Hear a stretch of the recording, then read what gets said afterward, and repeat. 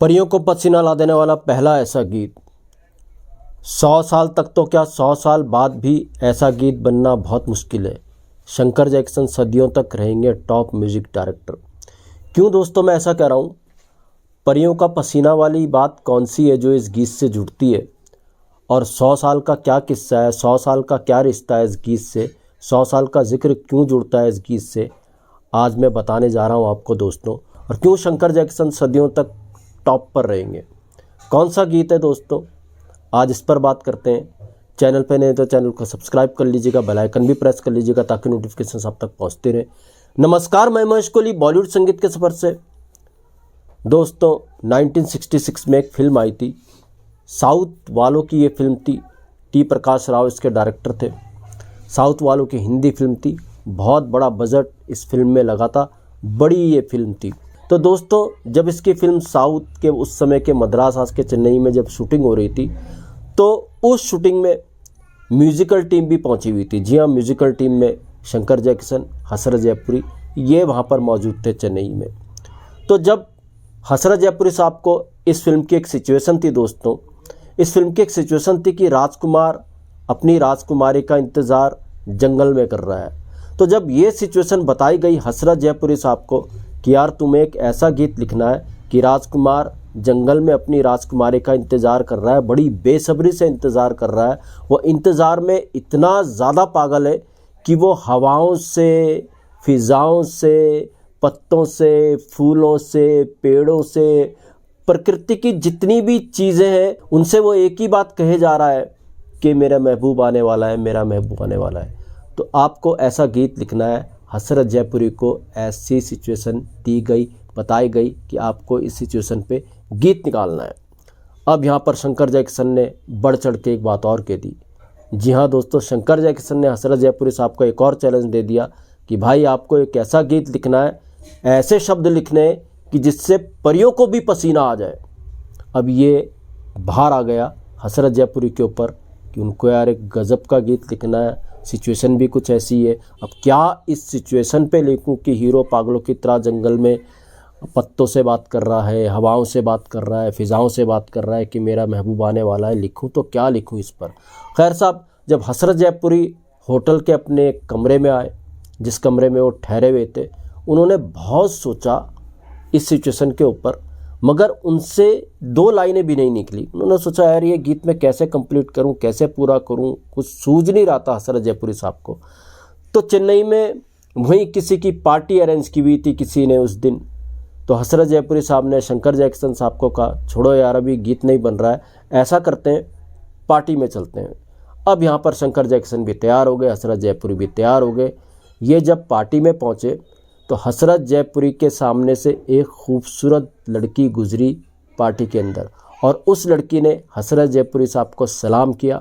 हसरत जयपुरी साहब ने सलाम लिया भी।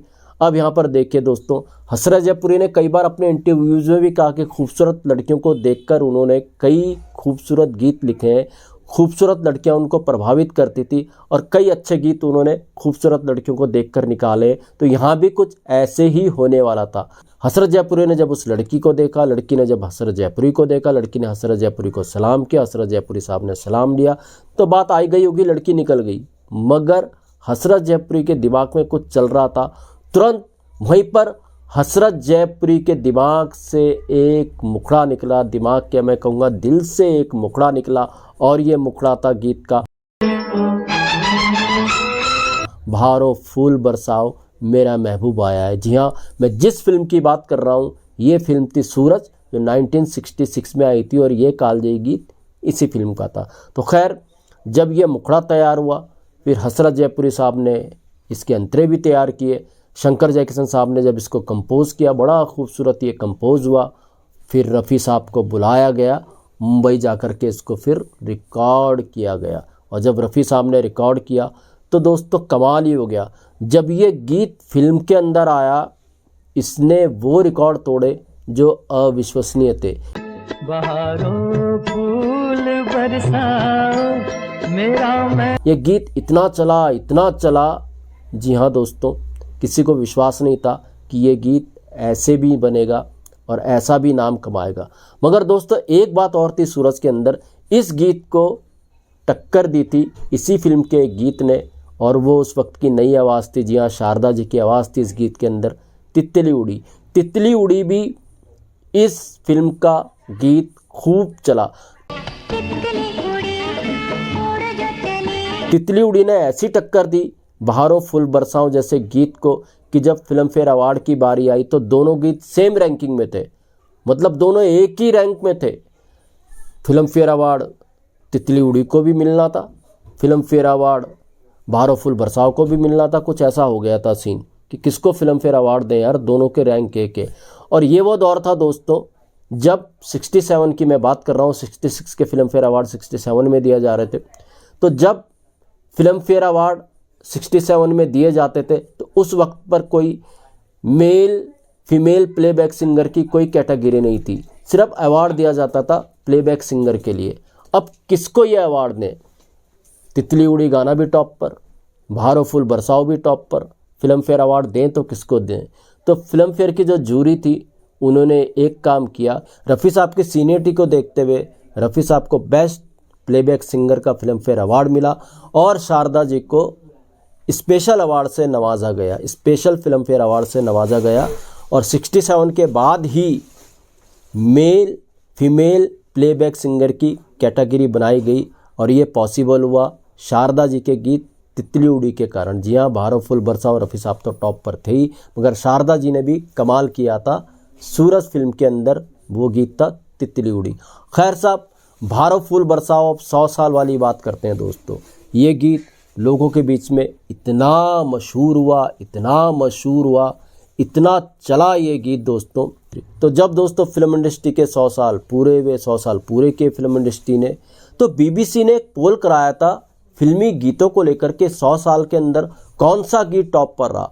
तो जब उन्होंने पोल कराया तो सबसे ज़्यादा वोट जो मिले वो इसी गीत को मिले, बहारों फूल बरसाओ को। यानी 100 साल के अंदर ये गीत टॉप पर रहा।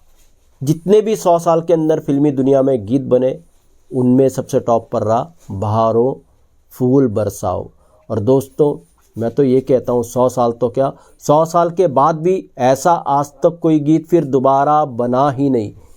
इसलिए जब तक ऐसे गीत रहेंगे शंकर जयकिशन सदियों तक टॉप पर रहेंगे। इतना है तुमसे प्यार मुझे, उनके गीतों का कोई तोड़ ही नहीं है। तो दोस्तों ये था एक नायाब गीत का नायाब सा किस्सा। ऐसे किस्से मैं आपके लिए लेकर के आता रहूँगा।